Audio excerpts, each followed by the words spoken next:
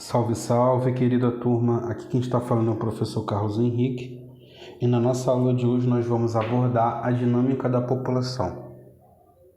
Isto significa dizer que nós vamos analisar por que a população, em tão pouco espaço de tempo, ela teve uma explosão demográfica, né? Por que houve um salto populacional?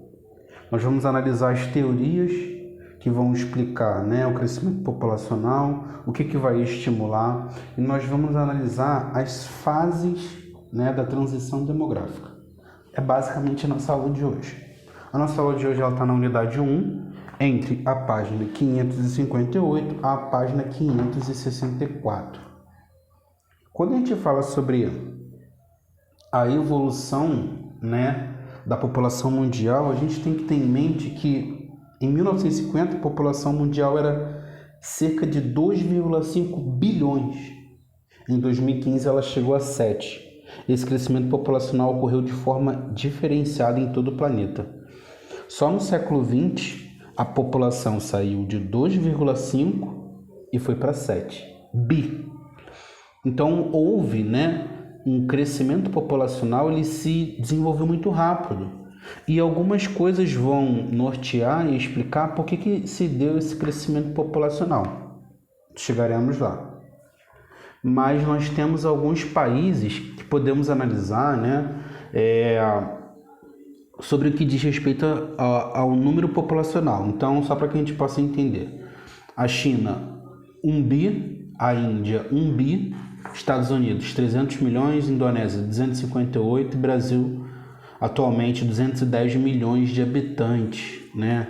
Isso já revela para a gente o crescimento da população. Olha a estimativa que interessante. Em 2050, a estimativa é que a Índia chegue 1 bi 700, a China alcance 1 bi e 348, a Nigéria 399, Estados Unidos 389 milhões, Indonésia 321, Paquistão 310 e o Brasil caia para 238 milhões de habitantes, né? Então, entre 2014 e 2017, a população mundial alcançou os 7 bilhões de habitantes. Em pouco mais de meio século, aumentou em mais de 4 bilhões de habitantes. Isso já é muito revelativo, né? Sinaliza muito para a gente como é que se deu, ou melhor, por que no século XX houve esse crescimento populacional tão significativo. Outra coisa que a gente pode destacar também é onde se dá os maiores crescimentos populacionais, na Ásia e na África, né? A sua característica, de acordo com a teoria dos reformistas, a sua condição de subdesenvolvido é que norteia, é que orienta, é que impulsiona esse crescimento populacional. E nós chegaremos lá. Então, para tentar compreender, né, esse crescimento populacional tão vertiginoso, tão potente, no século XVIII, a partir do pastor anglicano Thomas Robert Malthus, nós vamos ter uma teoria para explicar. Então, Thomas Robert Malthus, ele em seu livro Ensaio sobre o Princípio da População, que abordava as questões demográficas, ele vai dizer o seguinte: segundo Malthus, o crescimento da população não seria acompanhado pelo crescimento da produção de bens e alimentos necessários à manutenção em vida. Então, para ele, enquanto a produção de alimentos cresce em uma progressão geométrica, ou seja, 1, 2, 3, 4, 5, 6, a população cresce numa progressão geométrica, ou seja, 2, 4, 8, 16, 32. Então, de acordo com a teoria de Malthus, né, a teoria malthusiana, há um momento que aqui eu no gráfico sinalizo que é o ponto de crise, ou seja, a demanda por recursos, ou melhor, a população, ela vai ultrapassar os recursos. Lembrem do filme dos Vingadores, o último, né? Guerra Infinita. O que o Thanos ele queria? Faça uma associação com essa teoria demográfica. É justamente isso. Então, no filme, Thanos sinaliza que a população ela consome demais, não há recursos para todos, né? Então, essa proposta de Thanos ela tem essa base da teoria teoria malthusiana, né? Então, o Malthus ele vai sinalizar isso, a progressão, o alimento, a subsistência, ela cresce numa progressão aritmética e numa PA, e a população cresce numa progressão geométrica. Então, a teoria malthusiana afirma que os povos sofreriam com a escassez de alimentos, doenças, epidemias, guerras, pelas disputas de alimentos, e também com a desestruturação da vida social. O que Malthus não analisou foi o aumento da produção agrícola pela mecanização no campo, o que evidencia que o problema da fome é a distribuição e não só a produção. É evidente que Malthus ele é um pastor inglês, né? E ele percebe como na Inglaterra tem um crescimento populacional muito potente, estimulado em muito também pela própria Revolução Industrial, né? Então esse é o cenário que vai fazer com que Malthus leia a sociedade no seu livro O Ensaio sobre o Princípio da População. De acordo com a teoria neomalthusiana, né, logo após a década de 40, algumas teorias demográficas surgiram nos países ricos e passaram a responsabilizar o crescimento da população pelos baixos índices de crescimento econômico dos países pobres, né?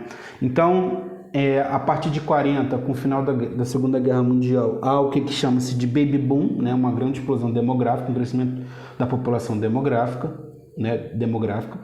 E o que os teóricos neomalthusianos vão dizer? Bom, pelos países apresentarem um elevado crescimento populacional, em vez de os países investirem em suas produções, em suas fábricas, etc., eles precisam investir em saúde, educação, etc. Então, o crescimento populacional que é responsável pelos baixos índices de crescimento econômico dos países. Sacaram a diferença?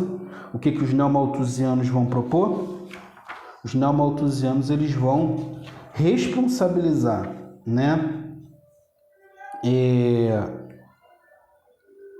a questão econômica pelo aumento da população, né? Então, logo após a década de 40, como eu já sinalizei para vocês, nós temos essa construção, né? Com a renda per capita era considerado um indicador básico do nível de desenvolvimento dos países, alguns teóricos postulavam que a diminuição da população construía um caminho certo para que os países aumentassem essa renda e, consequentemente, alcançassem o melhor desempenho econômico e social. Como esses teóricos do pós-guerra propunham o controle da natalidade para a solução da desigualdade socioeconômica, tal corrente demográfica ficou conhecida como neomalthusiana. Vamos voltar um pouquinho à fita. O Thomas Robert Malthus ele vai propor uma série de medidas, como celibato. Ele vai propor que as pessoas só poderiam fazer sexo depois do casamento, só poderiam fazer sexo, né, tivesse relação sexual, se tivesse condição financeira, né? Então, ou seja, para quem tem dinheiro pode fazer filho à vontade, mas para quem não tem, então não pode. É basicamente esse contexto. Então, o Malthus ele vai sinalizar isso, um controle da natalidade. Os neomalthusianos eles vão seguir essa linha também de entendimento. No entanto, sem o viés religioso, né? Então, os neomalthusianos eles vão sinalizar isso, tá? Então, os neomalthusianos eram favoráveis ao uso de métodos contraceptivos, propunham a sua difusão, né, a sua propagação em massa nos países periféricos. Justamente por isso, na cabeça deles, o crescimento populacional que é responsável pela situação econômica. Em contrapartida, houve uma teoria dos reformistas, né? Teoria dos reformistas ou marxistas. Em contraposição a essa teoria, surge na década de 70, essa teoria que eu sinalizei para vocês, teoria dos reformistas. Segundo a teoria reformista, uma população jovem e numerosa, em virtude das elevadas taxas de natalidade, não é a causa, mas a consequência do subdesenvolvimento. Vamos parar para pensar um pouquinho? Países subdesenvolvidos. Como é que é o padrão de crescimento dessa população? Como é que comporta a taxa de natalidade? Ela é elevada, ela é alta ou ela é baixa? Países desenvolvidos. A taxa de natalidade ela é alta ou ela é baixa? A taxa de fecundidade, ou seja, a média de filhos por mulher, ela é alta ou ela é baixa? Né? Então, a teoria reformista ela sinaliza isso para a gente pensar. Não, o subdesenvolvimento, que é a causa, né, é ele que vai ser o responsável pelo crescimento da população. Tá? Nos países centrais, onde o padrão de vida da população é alto, o controle de natalidade, né, ocorre paralelamente à melhoria da qualidade de vida da população, de maneira espontânea. O Estado não precisa intervir para controlar o crescimento da população. Nos países periféricos, a população jovem e numerosa é um obstáculo ao desenvolvimento das atividades econômicas, quando não são executados investimentos sociais, em particular na educação e na saúde. Tal situação gera um alto volume de mão de obra desqualificado e, para que a dinâmica demográfica entre em estabilização, é necessário buscar, em primeiro lugar, melhorias nas condições sociais, econômicas e econômicas. Surge uma outra teoria também chamada dos ecomalthusianos, né? Então, de acordo com essa teoria, ela aborda a relação entre o crescimento da população e a preservação do meio natural. O questionamento dos ecomalthusianos é que, quanto maior a quantidade de habitantes, maiores serão os problemas e impactos ambientais. Mas uma pergunta a gente deve levantar. Será que toda a população ela provoca o mesmo impacto negativo ao ambiente? Será que isso não está mais relacionado a uma questão de consumo? Fica aí para o pensamento de vocês. E aí a gente vai entender por que no século XX houve um crescimento tão absurdo, né, tão acentuado dessa população. Então, aqui nós temos uma transição demográfica. A transição demográfica ela se caracteriza como um processo de queda das taxas de mortalidade e natalidade, no qual uma sociedade passa demograficamente por 4 fases ou estágios para chegar ao momento de amadurecimento. Então, de acordo com a transição demográfica, nós temos 4 fases, tá? E normalmente os países passam por essas fases.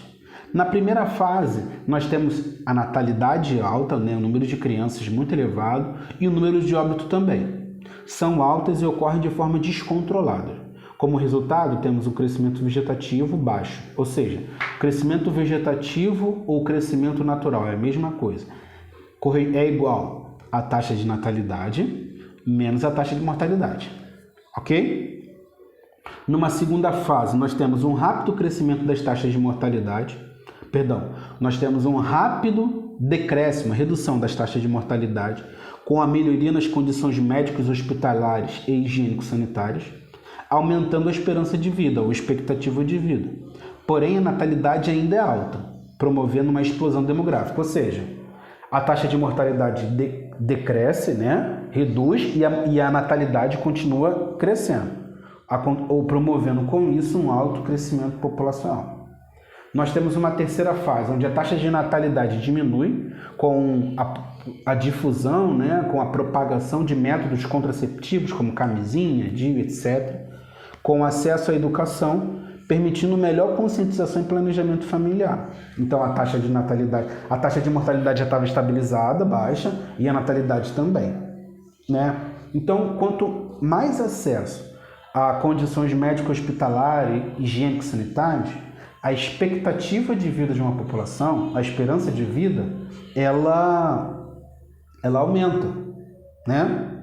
Quanto mais acesso à educação, quanto mais acesso a essas condições, o aumento da expectativa de vida da população aumenta.